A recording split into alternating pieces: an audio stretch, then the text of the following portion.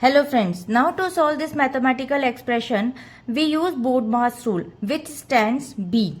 B stand for bracket, small bracket, curly bracket, then square bracket O. O stand for how we convert into multiplication, we solve roots and exponents. D stands for division, M stand for multiplication, A stand for addition, S stand for subtraction.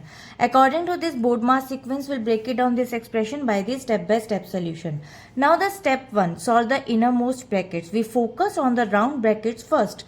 So there is 9 plus 9 and 9. In this first bracket, multiplication comes before addition. So now first 9 plus multiply the digits, it will become 81. After adding, we'll get 90.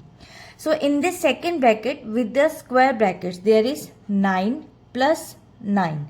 So there we add the digits and after we get 18. Current expression. Now second step, solve the square brackets. As you can see in the square brackets, we prioritize multiplication over addition. First we multiply the digits. After multiplying, we'll get 162.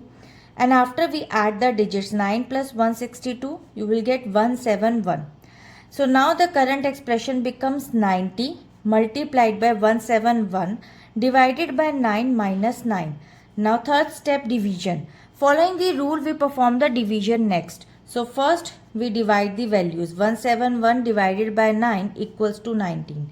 Now the current expression becomes 90 multiplied by 19 minus 9. So now the multiplication comes. So multiplication 90 multiplied by 19 will get 1710. And after the expression becomes 1710 minus 9. Finally we subtract the values. After subtracting, we'll get the result 1701 is the final answer. Solution is by following the hierarchy of operations, prioritizing the contents of nested bracket and then following the standard order of operations.